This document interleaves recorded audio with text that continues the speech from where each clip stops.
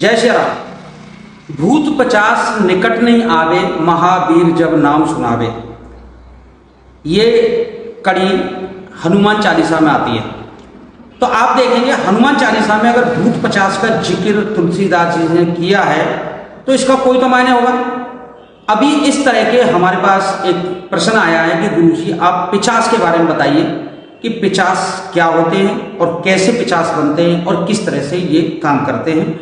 अगर 50 की छाया हमारे घर में है तो हम किस तरह से इससे बचें, और इस तरह के कई सवाल होते हैं। तो इसी सवालों के ऊपर आज हम जवाब देंगे। 50 क्या होता है, कौन लोग 50 बनते हैं।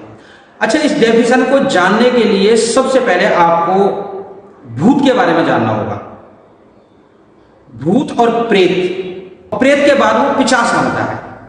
अब इसकी डेफिनेशन क्या होती है, देखिए जो शव होता है, मरा हुआ शव, जो हमें संस्कृत भाषा में शव को हम प्रेत कहते हैं, ठीक है। शव को प्रेत कहते हैं और हम शव को क्या करते हैं, जला देते हैं, तो वो पितृ बनता है।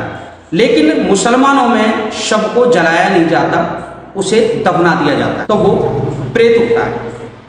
ज्यादातर आपको मुल्ले मौलवी या पीर या जितने भी लोग हैं ये सब उसकी पूजा करते हैं। अब उनमें प्रेत और 50 में क्या फर्क होता है, कौन 50 हो। अब वो प्रेत की पूजा करते हैं, ठीक है। अब वो प्रेत हुए, लेकिन जो मांस खाते हैं या गलत कार्य करते हैं वो 50 बनते हैं, ठीक है। तो वो लोग क्या करते हैं, जैसे मांस वगैरह खाने वाले जाते हैं तो मुस्लिम वो मांस और सब चीजें खाते हैं, तो इसलिए वो एक तरीका से 50 भी बनते हैं। अब 50 कभी भी आपके घर में प्रवेश नहीं करता है अगर उसे जब तक आप निमंत्रण नहीं देंगे तब तक, या हम भेजेंगे नहीं आपके साथ तब तक वो आपके घर में नहीं जाएगा। अब हमारे घर में 50 कैसे आते हैं और कैसे काम करते हैं, आप इसके ऊपर देखिए। अब वो पूजा करते हैं, जब आप कोई भी कार्य कराने उनके पास गए, जो भी 50 को बुलाता है या सिद्ध करता है, तो उसके पास गए आप, तो 50 से सबसे पहले ये पूछा जाएगा कि भाई आप क्या खाएंगे या तुम्हारी इच्छा क्या है। वो अपनी इच्छा बताएगा। जैसे कई लोग कुछ खाने की इच्छा करते हैं, कई किसी तरह के, कई लोग मांस खाने की इच्छा करते हैं कि हमें मांस चाहिए, तो उसको दे दिया जाता है कि भाई मांस तुम्हें मिलेगा, लेकिन मांस कौन सा चाहिए। वो मांगते हैं कि हमें अबोध बच्चों का, हमें अबोध बच्चे चाहिए। तो वो कह देता है, जो भी तांत्रिक होता है उससे कह देता है कि ठीक है तुझे बच्चों का इस घर में एक काम कराना है मेरा, और आप किसी कार्य के ये काम कराना, तो जो भी इसके यहाँ बच्चा होगा उसका तो मांस खा सकता है। लेकिन ये बात आपको बताई नहीं जाती।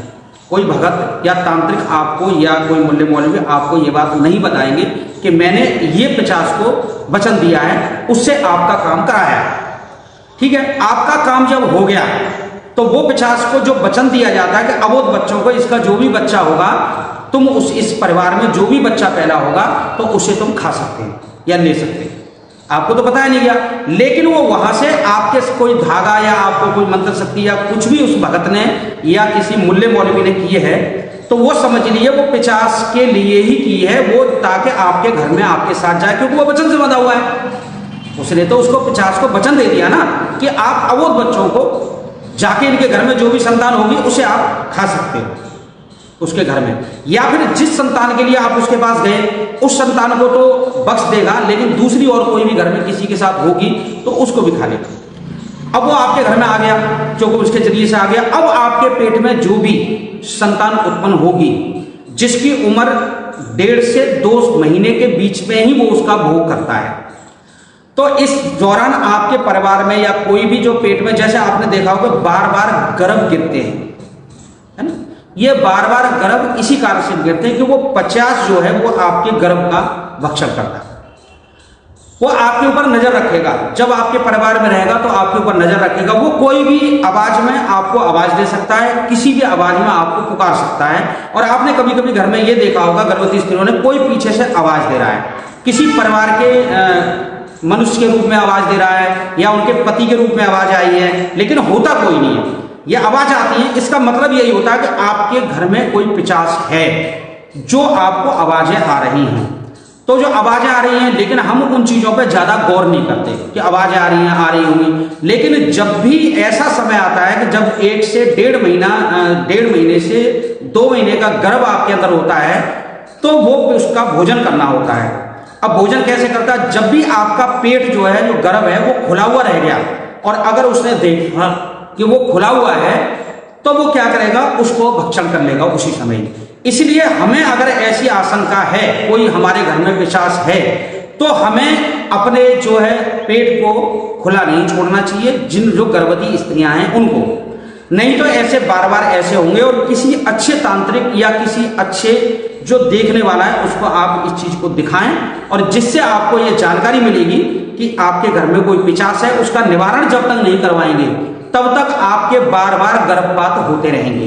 गर्भपात का ये कारण भी है, ये पिशाच कभी भी अकेले नहीं रहते, ये समूह में रहते हैं। अब देखिए, ये पिशाच इसका अबोध बच्चों का ही भोजन क्यों करते हैं?